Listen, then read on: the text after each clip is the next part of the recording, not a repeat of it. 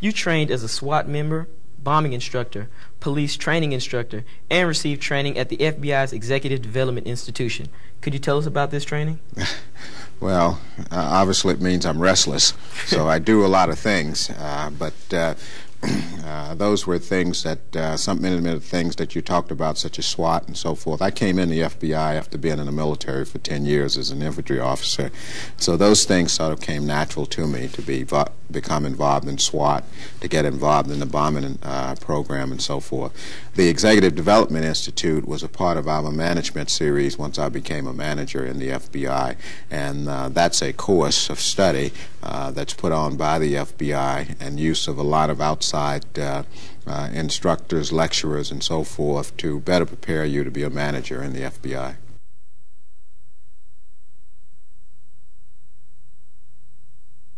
Hit the dough non-stop when your track's hot, and you know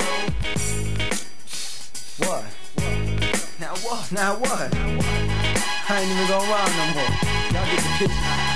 Money stretched like a rubber band, so wrap the grands up. Cats got beef with me, go call your mans up. Coming up unexpected, freaking your plans up. Bustin' rounds, lay it down. Welcome to the Yates Community Forum. I'm your host, Genesis Grayson. My guest today is one of R&B's, rap, whatever you want to call it, the music's finest and fastest growing hip-hop artist, Lil Zayne. What's up, man? How you doing? How you doing? I'm straight. You know? Yeah. How was your trip out here? Out here? Oh, it's cool. We on this promotional tour right now. We came from, we was in Dallas yesterday for about a day and a half. Now we out in Houston trying to put it down.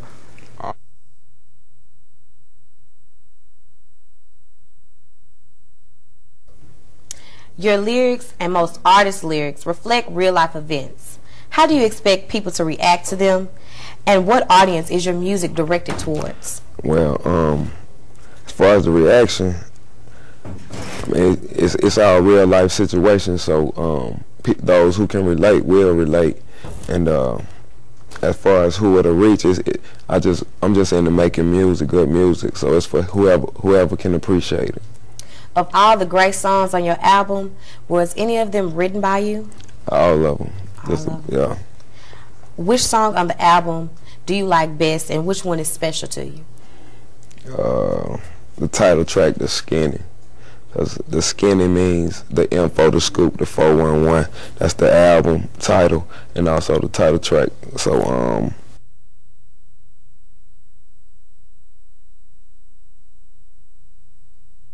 over the years, people talk about how you used to be or how you've changed. In your opinion, how are you at Yates and then transition to college and then to the pros? I think when I was at Yates, I was definitely, one of the major ways I've changed is probably about 45, 50 pounds, you know, because when I was at Yates, I was probably about 6'4", 210, 215, just, you know, my mom said she couldn't get me to stop still to eat. You know, I just wanted to run around and hang out all the time. I would say not so much what stayed the same, more so than changed.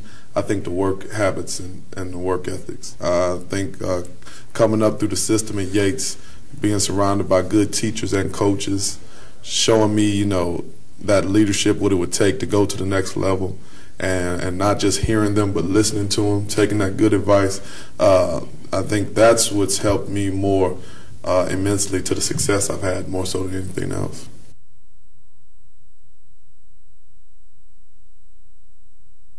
Yeah, recently, polls have suggested that Hispanic vote is on the rise for the Republican Party. Could you please explain to us, is the Republican Party finally seeing Hispanics as tiebreakers in their campaigns, and why this attitude until now? Well, I think the Hispanic vote is on the rise, period, and I think that's just reflective of the changing demographics. I mean, when you consider that here in Houston, Harris County, we have more Hispanics than the El Paso area, and then in the Valley, and in San Antonio. The problem that we have here locally is that the population is still much younger, and maybe it's not registered to vote yet, it's not as involved.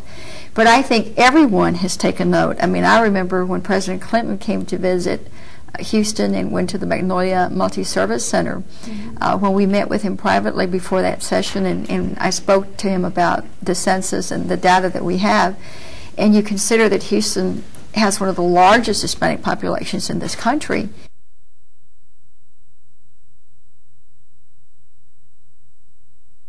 After the explosion of Apollo 13, you felt strong about not using the main engine on the service module, but many system controllers felt you had made the wrong choice. Explain the debate over direct abort. At the time of the explosion, we were about 50,000 miles from the surface of the moon. And I had two options to get me back to Earth. One option, if I would jettison the lunar module and use the big engine, I could come around in front of the moon and I could be home in 30 hours. The other option, I had to go completely around the moon. It was going to take me 5 days, and I had only 2 days of electrical power. With nothing but a gut feeling, and it was just really an incredibly strong gut feeling that says, for God's sakes, don't jettison that lunar module. You're going to need it as a lifeboat, and don't use that big engine because it isn't going to work.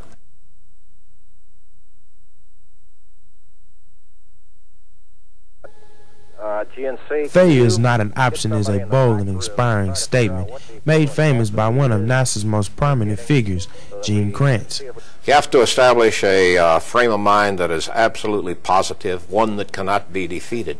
And the best way to express that I will never surrender attitude is failure is not an option. It is also the name of his recently published book, in which he describes his experience as an assistant flight director during Project Mercury. He moved into the flight director's role during the Gemini missions. He also led the Apollo 11 mission, in which astronaut Neil Armstrong became the first man to walk on the moon. Gene Kranz is best known for his role during Apollo 13, in which he helped to safely bring back 3 U.S. astronauts. At the time, everyone did not agree on the decisions he made. And these young kids thought this was the wrong decision. But again, their training said that A, we had to make a decision, and B, I was the guy making the decision, and C, those were the people who would implement the decision. So they signed on to do this job that many of them thought was the wrong thing, but they also knew that they were the ones who had to make the right things happen. I want this mark all the way back to Earth with time to spare. We never lost an American in space. We're sure as hell not going to lose one on my watch. Failure is not an option. Reporting for the Jack Yates Magnet School of Communications, I'm Michael Watkins, News 2 Houston.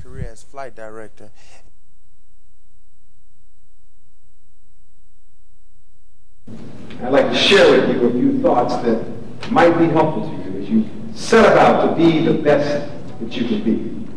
Things that have kept me in good stead throughout my life. You know, I'm often asked, what are the real keys to success? I have a ready answer for it. I believe that there are 3 keys to success.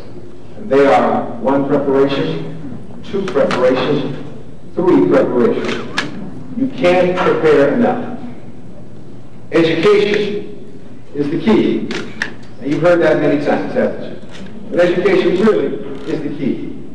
Because with education comes power. Not power to dominate anyone else, but power to control your own destiny. That's what you want to do, to be able to call the shots yourself, to have the confidence that when an opportunity arises, you can make the most of that opportunity. That's what you want to do. And as you sit there today,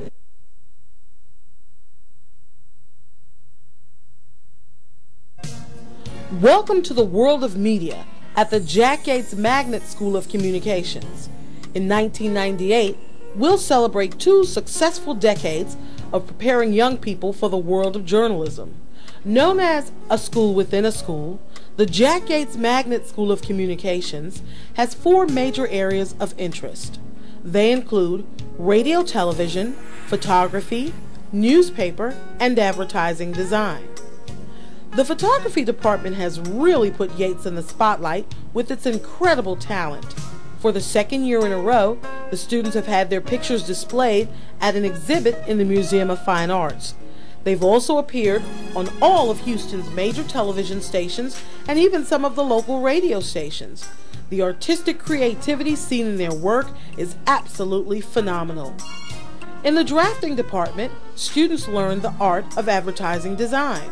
Through the magic of computers and AutoCAD, they're taught the same crafts used in the art departments at television stations, as well as newspapers and magazines.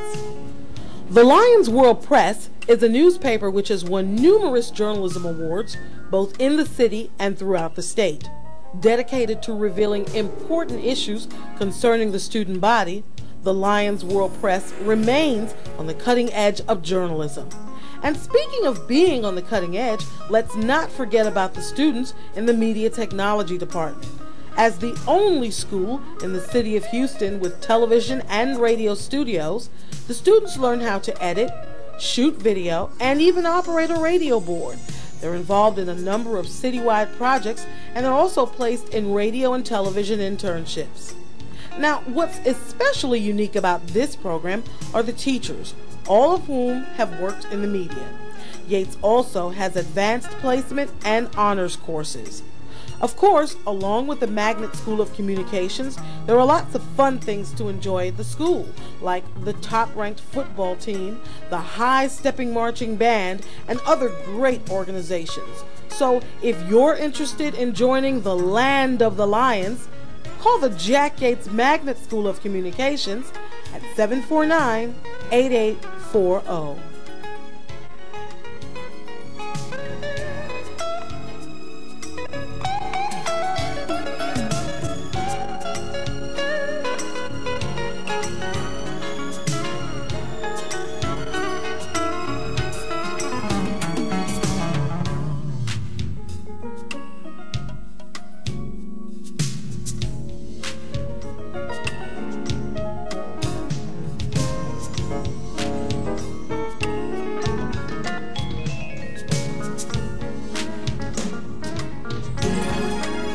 Here's an example of just some of the work done by Yates students as seen on local Houston television.